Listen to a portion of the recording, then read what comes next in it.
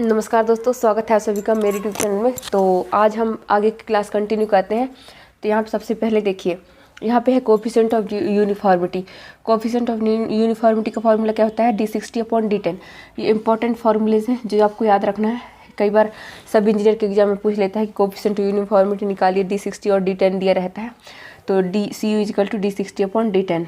And अब हम standard देख लेते हैं कि यहाँ पे CU पुअरली ग्रेडेड के लिए, वेल ग्रेडेड के लिए क्या क्या होता है। तो यहाँ पे देखिए, यूनिफॉर्मली ग्रेडेड के लिए मतलब जैसे कि यूनिफॉर्मली है, मतलब ये पुअरली ग्रेडेड है, एक ही साइज के पार्टिकल हैं, तो इसके लिए क्या होता है? CU 1 होता है। And for well graded sand के लिए CU इज़ ग्रेटर देन 6। ये सैंड के लिए ज़्यादा होगा और ग्रेवल के लिए कम होगा, 4 है।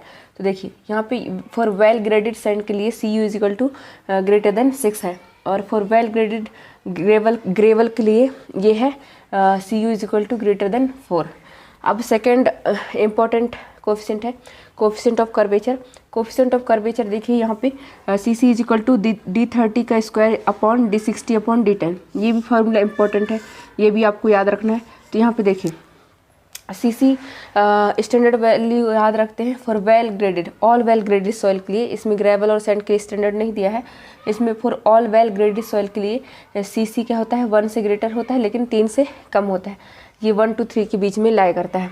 तो ये क्या हो जाएगा? कोफिशिएंट ऑफ कर्वेचर 1 से 3 के बीच में लाई करेगा। And it is less than 1 और greater than 3, it is poorly graded. अगर ये 1 से कम है या 3 से ज़्यादा है तो ये हमेशा पुअरली ग्रेडेड रहेगा। अब हम आगे कंटिन्यू करते हैं। यहाँ पे देखिए classification of soil.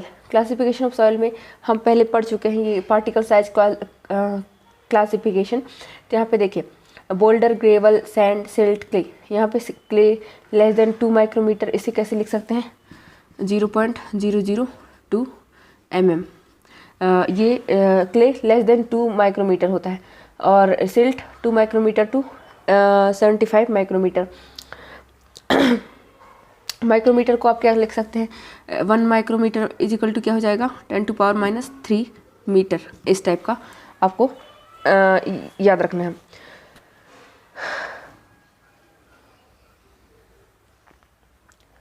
Ten to power 3 लगा देंगे तो ये mm में चेंज हो जाएगा, ये आपको याद रखना है ऐसा।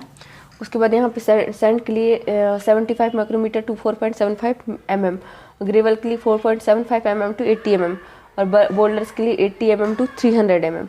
उसके बाद यहाँ पे दूसरा क्लासिफिकेशन ऑफ सॉइल के अंतर्गत ही टेक्सटाइल क्लासिफिकेशन है। टेक्सटाइल क्लासिफिकेशन में देखिए यहाँ पे एक चार्ट टाइप का, ये देखे होगे आपने जब इंजीनियरिंग पढ़ रहे थे तब। यहाँ पे ये बना रहता है। उसके बाद यहाँ पे जितना भी परसेंटेज, जैसे ये सिल्ट है, यहाँ 0 से 100 के बीच में, 0 से 100 के बीच में, 0 से 100 के बीच में ऐसा रहता है। उसके बाद यहाँ जैसे सिल्ट है, यहाँ सैंड है और यहाँ पे क्ले है। तो यहाँ पे जैसे सैंड यहाँ पे दिया है एग्जाम्पल के लिए, यहाँ पे देखिए सैंड है 20, सिल्ट है 30, क्ले है 50। तो सबसे ज़्यादा क्या है? क्ले है, तो क्ले अपना सॉइल हो जाएगा। उसके बाद हाईवे रिसर्च बोर्ड क्लासिफिकेशन में देखिए यहाँ पे है सबसे पहले इंपॉर्टेंट ग्रुप इंडेक्स मेथड। तो ग्रुप इंडेक्स मेथड में GI का फॉर्मूला आपको याद होगा, 0.2A प्लस 0.01 BD प्लस 0.05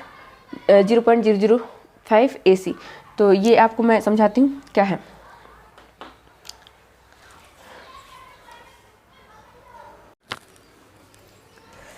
तो यहाँ पे देखिए फ्रेंड्स, यहाँ पे हम बात कर रहे थे ग्रुप इंडेक्स मेथड की। तो देखिए सबसे पहले है ग्रुप इंडेक्स मेथड में, यहाँ पे देखिए 0.2A plus 0.01 BD plus 0.05 AC है। तो एक ए क्या होगा? 75 माइक्रोमीटर पासिंग सॉइल माइनस 35। मतलब जैसे हम सॉइल को 75 माइक्रोमीटर से पास करा रहे हैं और माइनस 35 करेंगे तो ए की वैल्यू आएगी, ये 0 से 40 के बीच में लाई होना चाहिए। अगर माइनस में आ रहा है तो 0 लेंगे, अगर ग्रेटर देन 40 आ रहा है तो 40 लेंगे। उसके बाद यहाँ पे बी देखिए, B = 75 micrometre passing soil minus 15। तो यहाँ पे जितना परसेंटेज सॉइल दिया है उससे 15 माइनस करेंगे, 0 से 40 के बीच में। माइनस होगा तो 0 ले लेंगे और ग्रेटर देन 40 होगा तो 40 ले लेंगे। और यहाँ पे C = यहाँ पे हो जाएगा liquid limit minus 40। Liquid limit दिया है उससे 40 माइनस करेंगे और ये वैल्यू 0 से 20 के बीच में होगा। अगर लेस देन 0 होगा तो माइनस होगा तो 0 ले लेंगे और ग्रेटर देन 40 होगा तो 20 ले लेंगे। और D = प्लास्टिसिटी इंडेक्स -10। मतलब प्लास्टिसिटी इंडेक्स परसेंटेज -10 कर देंगे। और इसमें अगर ये वही रहेगा कि माइनस रहेगा तो 0 और ग्रेटर देन 20 रहेगा तो 20 ले लेंगे। जैसे यहाँ पे एक क्वेश्चन दिया है एग्जांपल के लिए, देखिए यहाँ पे 75 माइक्रोमीटर सी जो है वो 62% दिया है, और लिक्विड लिमिट दिया है 35%, प्लास्टिसिटी इंडेक्स दिया है 14%। तो ग्रुप इंडेक्स क्या हो जाएगा 0.2 ए प्लस 0.01 बी डी प्लस 0.005 ए सी। तो ए की वैल्यू यहाँ पे ज्ञात करेंगे 62% माइनस 35 इज इक्वल टू 27 है, लेस देन 40 है तो 27 ही ले लेंगे। उसके बाद यहाँ पे देखिए b इज इक्वल टू क्या है 62 माइनस 15 है, तो इसको घटाएंगे तो क्या जाएगा 47 है, जो कि ग्रेटर देन 40 है। तो हम लोग क्या ले लेंगे, इसको 40 ले लेंगे। यहाँ पे c देखिए 35 माइनस 40 है, तो यहाँ पे -5 आ जाएगा। तो -5 को हम -5 नहीं लेंगे, हम डायरेक्ट 0 ले लेंगे। उसके बाद डी की वैल्यू क्या है 14 प्लास्टिसिटी इंडेक्स -10 है, तो यहाँ पे 14 माइनस 10 4, ये 0 से 20 के बीच में है 4, तो यहाँ पे 4 ही वैल्यू ले लेंगे। इस प्रकार ये 0 यहाँ पे पुट करेंगे वैल्यू 0.2 ए प्लस 0.01 बी डी, बी 40 है और डी 4 है, प्लस 0.005 ए सी, ए कितना है 27 और सी कितना है 0। तो यहाँ पे इसको सॉल्व करेंगे तो ग्रुप इंडेक्स की वैल्यू जाएगी 7। उसके बाद इंडियन स्टैंडर्ड क्लासिफिकेशन है, लास्ट क्लासिफिकेशन है, ये इंपॉर्टेंट भी है। तो यहाँ पे कोर्स ग्रेन सॉइल कब होगा, कोर्स ग्रेन यहाँ पे देखिए, यहाँ पे मैं पहले बताई थी कि 0.75 माइक्रोमीटर से 4.75 माइक्रोमीटर से पास कराएंगे और 0.75 माइक्रोमीटर से पास कराएंगे। तो यहाँ पे जैसे 50% यहाँ पे रिटेन हो रहा है और 50 से लेस परसेंटेज यहाँ पे पास हो रहा है। तो 50 से परसेंटेज ये 0.75 टू 4.75 क्या होता है, सेंड होता है, मतलब कोर्स ग्रेन ही होता है। तो यहाँ पे अगर 50% अगर यहाँ पे रिटेन हो रहा है तो ये कोर्स ग्रेन हो जाएगा, है ना। 50% रिटेन ऑन 75 माइक्रोमीटर सीव, तो कोर्स ग्रेन हो जाएगा, ये है कोर्स ग्रेन। अगर ये ग्रेवल होगा, अगर 4.75 से 80 के बीच में जो साइज है पार्टिकल के वो ग्रेटर है किससे 75 माइक्रोमीटर से 4.75, क्योंकि ग्रेवल के लिए है। उसके बाद सैंड के लिए क्या हो जाएगा, अगर 75 माइक्रोमीटर टू 4.75 माइक्रोमीटर साइज के पार्टिकल ग्रेटर देन है 4.75 टू 80 mm के बीच के, तो वो सैंड हो जाएगा, क्योंकि इसकी स्टैंडर्ड क्या होती है, ये होता है ना, यहाँ पे इसका स्टैंडर्ड साइज ये होता है। अगर ये ज़्यादा होगा तो ऑब्वियसली है कि ये सैंड होगा, अगर ये ज़्यादा होगा तो ऑब्वियसली है कि ये ग्रेवल होगा। उसके बाद यहाँ पे percentage fine is less than 5%, इसके आधार पर भी हम कोर्स ग्रेन को क्वालिफाई करते हैं, जैसे क्लासीफाई करते हैं। जैसे वेल ग्रेडेड ग्रेवल होगा, जैसे हम बताए थे कि ग्रेवल के लिए कम होता है 4 होता है और सैंड के लिए होता है 6। वेल ग्रेडेड ग्रेवल के लिए क्या हो जाएगा, कोफिशिएंट यूनिफॉर्मिटी ग्रेटर देन 4 हो जाएगी। और कोफिशिएंट कर्वेचर तो हर सॉइल के लिए क्या होता है 1 से 3 के बीच में होता है। उसी प्रकार यहाँ पे वेल ग्रेडेड सैंड के लिए CU कितना हो जाएगा, ग्रेटर देन 6 हो जाएगा। सैंड है तो 6 और ग्रेवल है तो 4, और कोफिशिएंट और कर्वेचर तो स्टैंडर्ड सबके लिए होता है 1 to 3 होता है। अब यहाँ पे फाइन ग्रेन सॉइल में percentage passing through 75% is greater, यहाँ पे जैसे परसेंटेज 50% रिटेन हो रहा था तो ये कोर्स ग्रेन कहला रहा था। अगर वो 50% पास हो जा रहा है तो ये फाइन कहलाएगा, यहाँ पे पास हो रहा है तो ये फाइन कहलाएगा। अब देखिए फाइन ग्रेन में कौन कौन से लेते हैं, क्ले, सिल्ट, ऑर्गेनिक सॉइल। तो यहाँ पे देखिए क्ले के लिए C यूज होगा, ऑर्गेनिक के लिए O यूज होगा और सिल्ट के लिए M, स्टैंडर्ड जो लेटर होते हैं ये यूज होते हैं। तो इस प्रकार देखिए ग्रुप इंडेक्स पढ़े हम। उसके बाद यहाँ पे ग्रुप इंडेक्स का एग्जाम्पल सॉल्व किए। ग्रुप इंडेक्स का फॉर्मूला क्या होगा 0.2A plus 0.01 BD plus 0.005 AC। उसके बाद इंडियन स्टैंडर्ड क्लासिफिकेशन पढ़े, जिसमें CU याद रखना है, ये क्वेश्चन करवाऊंगी। उसके बाद यहाँ पे सॉइल ग्रेन, कोर्स ग्रेन और फाइन ग्रेन के लिए क्या क्या स्टैंडर्ड होते हैं वो पढ़े। आगे की कंटिन्यू करते हैं।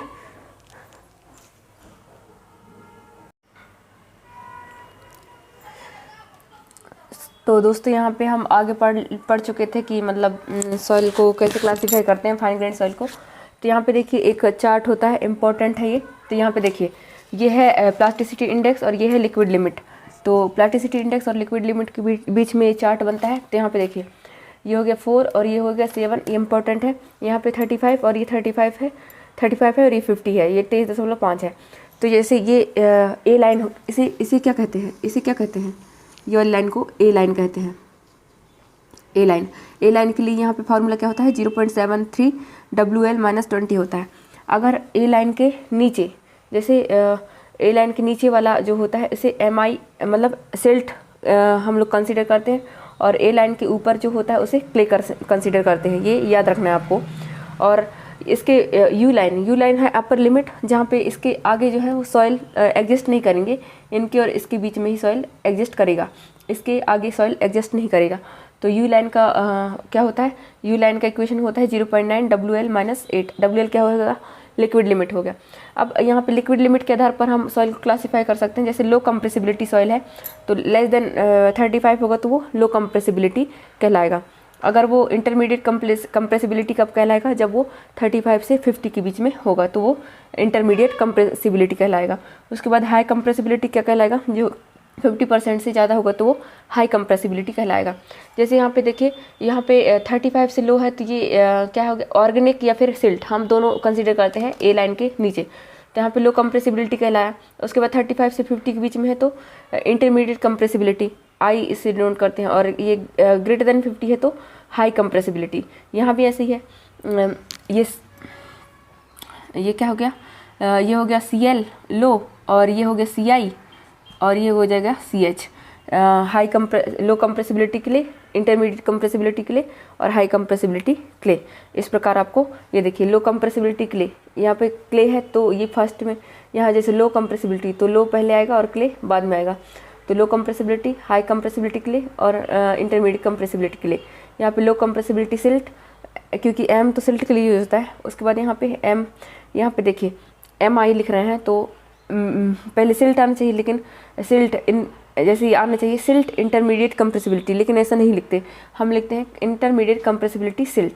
तो यहाँ पे हो जाएगा हाई कंप्रेसिबिलिटी सिल्ट। एक और याद रखना है, देखिए अगर हम IP निकालें किसी भी सॉइल के लिए और वो सॉइल के लिए ज़्यादा आ गया, और ये है IP है ए लाइन का, वो कम आ गया है ना, तो ये हमेशा किसके, ये नीचे लाई करेगा, मतलब यहाँ पे इसके नीचे लाई करेगा अगर IP लेस होगा। अगर IP ज़्यादा होगा, IP ज़्यादा होगा तब, अगर IP कम होगा और IP ऑफ सॉइल ज़्यादा है तो ये ऊपर लाई करेगा, मतलब क्ले हो जाएगा। तो ये आपको याद रखना है। आगे मैं क्वेश्चन करवाऊंगी तो उसमें और क्लियर हो जाएगा कि कैसे सॉल्व करना है, कौन से क्ले हैं, कैसे क्लासिफिकेशन करना है। ये वेरी इंपॉर्टेंट है, ये आप याद रखिए, और मैं आगे क्वेश्चन आपको करवाऊंगी। तो वीडियो अच्छा लगेगा तो इसे लाइक कर दीजिएगा, और मेरे चैनल को सब्सक्राइब करना ना भूलिए, ताकि मैं ऐसा वीडियो लेके आते रहूं। और इस वीडियो को लाइक ज़रूर करिएगा दोस्तों, क्योंकि मुझे इंकरेज मिलेगा कि मैं आगे पढ़ाती रहूं या फिर छोड़ दूं। तो धन्यवाद दोस्तों, मिलते हैं फिर नेक्स्ट वीडियो में।